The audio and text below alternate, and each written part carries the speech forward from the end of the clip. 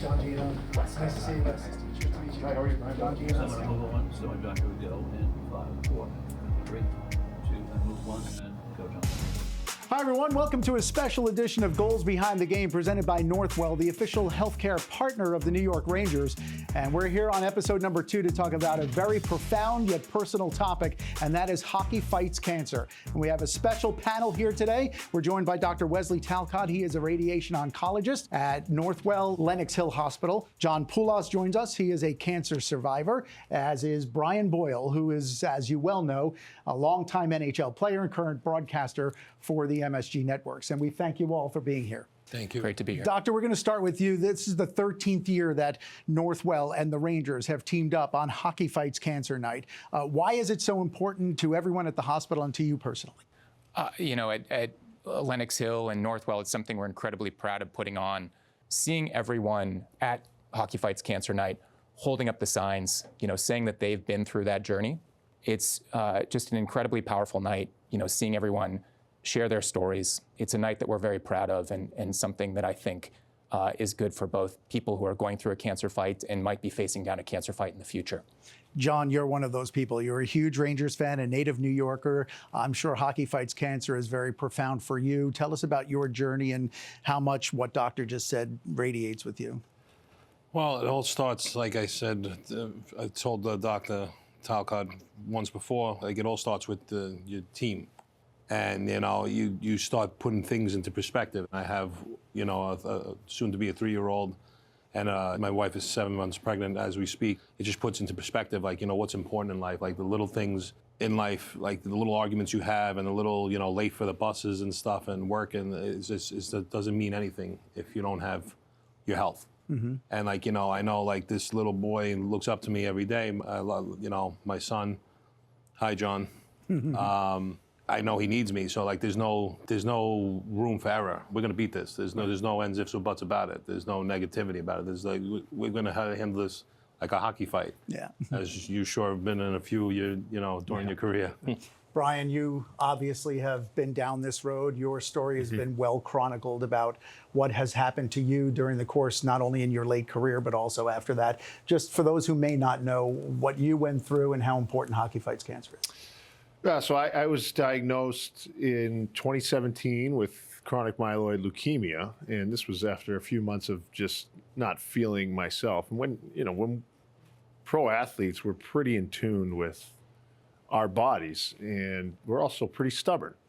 We don't really admit to when we're not feeling our best, so to speak. So when you ask the questions post-game, John, a lot of times we're lying to you, just so you know. And you have to lie to yourself a little bit, and I was in that situation. The training camp starts. We always do a full physical, and I got a tap on the shoulder when I was finished my media availability, saying we have to go to the hospital right now. We need to run some more tests, and that's when I found out. That's sort of when my heart sank a little bit, and I realized, because that's when I realized something is very wrong here.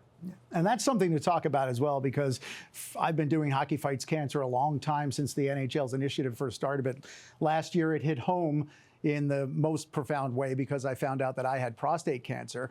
And it was, for me, a shock to the system. Yeah. And as I'm sure it was for you as well, John. John, what went into your decision to go to Northwell Lenox Hill Hospital when you found out? Just the demeanor of the doctors. Again, we live in a city of 8 million plus people, with a good percentage of doctors, probably the best doctors in the world if you gather it up in one place at one time. But you have to, like I said, you have to be comfortable with your teammates, right?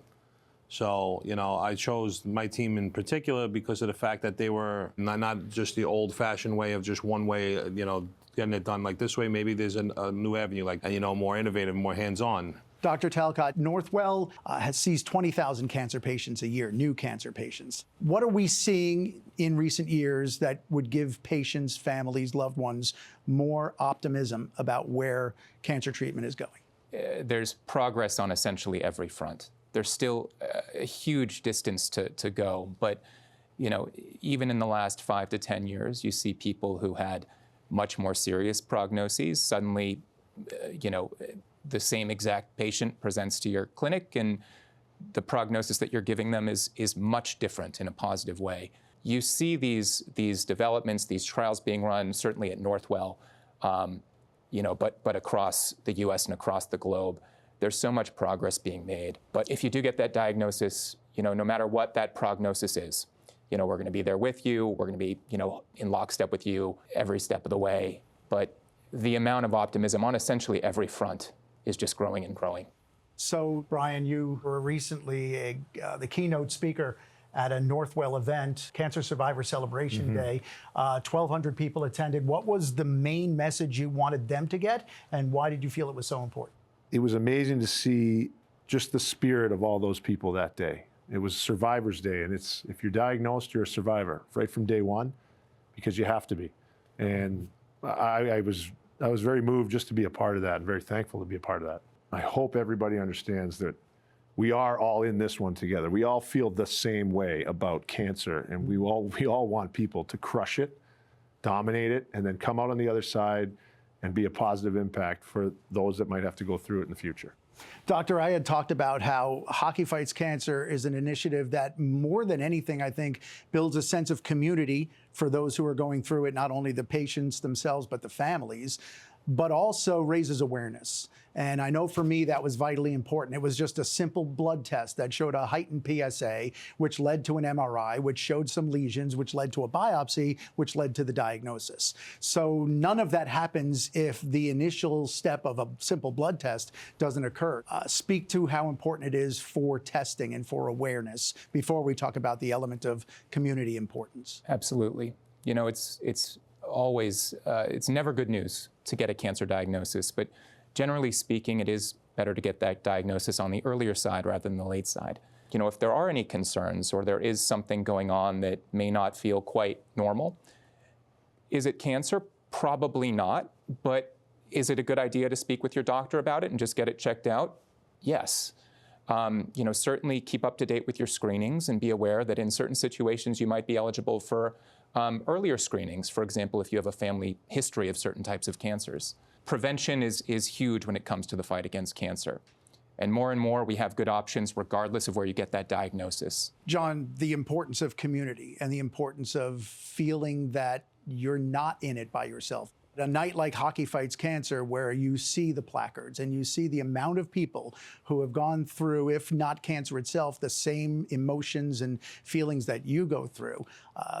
How important is that to know that there's a community behind you? It's like the old saying says, it takes a village, right? So, when you see your fellow man or woman next to you and they're battling, whether it be the same cancer that you have or a different type of cancer, you kind of lean on each other to uplift each other, sort of like teammates. And it's invigorating to be, at Hockey Fights Cancer Night, and you see the signs like I beat cancer, I beat breast cancer, I just got diagnosed, I'm cancer-free for a year.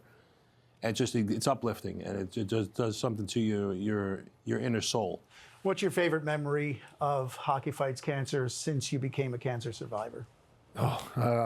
Well, the first game, the first one I got as a survivor in New Jersey at the Rock, playing against the Vancouver Canucks, happened to score a goal. So I have a lot of great memories stepping on the ice after the anthem, people holding up their signs, and the support that I got. I mean, I could have been -3 in those games, and I'll remember them fondly. Yeah. John, I know we were talking about how much of a huge Rangers fan you are, having been born in Brooklyn, raised there, now live on Staten Island. Does Hockey Fights Cancer hit a little bit different for you now? Sure does, honestly. My message to everybody is don't give up the fight. You know what I'm saying? There's, like Brian had mentioned, we're a group. You know what I'm saying? Unfortunately, we're part of this the club that we don't want to be in. But you know what? Just to reiterate it, like I said before, you want to be in it to win it. Doctor, when you think about the importance of Hockey Fights Cancer and Northwell's participation in it, partnership in it over the last 13 years, what do you most hope that people get out of that night? I think that there's a path forward. If you do get this diagnosis, certainly at Northwell, we're proud to help patients through that journey. So you're not hopefully ever feeling like you're going through that journey alone.